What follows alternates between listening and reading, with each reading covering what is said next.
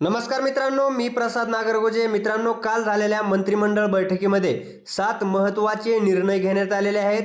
नक्की कोणकोणते महत्त्वाचे 7 निर्णय आहेत आणि याचा फायदा नक्की कोणाला होणार आहे याच्या संदर्भातली माहिती आपण पाहणार आहोत। मित्रांनो, पाहू शकता, पहिला निर्णय आहे विधवा महिलांना वारसा प्रमाणपत्रासाठी आता 75,000 ऐवजी 10,000 रुपयांचे शुल्क लागणार आहेत। म्हणजेच विधवा महिलांना वारसा प्रमाणपत्र फक्त 10,000 रुपयामध्ये मिळणार आहे।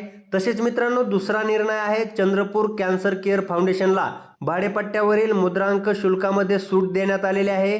तसेच विरार ते अलिबाग मल्टी मॉडल कॉरिडॉरच्या भूसंपादनासाठी हुडकोकडून कर्जास मान्यता देण्यात आलेली आहे। तसेच मित्रांनो, पुणे रिंग रोड संपादनासाठी सुद्धा हुडकोकडून कर्जास मान्यता देण्यात आलेली आहे। मुंबई मेट्रोच्या संदर्भात सुद्धा महत्त्वाचा निर्णय घेण्यात आलेला आहे। मुंबई मेट्रो 3 लवकरच सुरू होणार।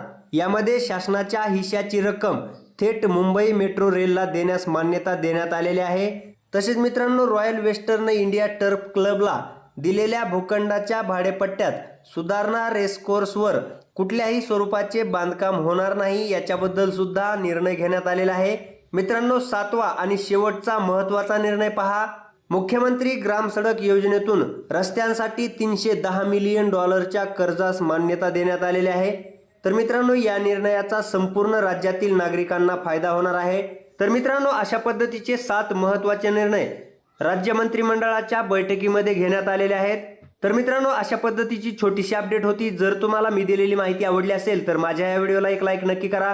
तसेच तुमच्या जास्तीत जास्त मित्रांपर्यंत हा व्हिडिओ शेअर करायला विसरू नका। धन्यवाद। जय हिंद, जय महाराष्ट्र।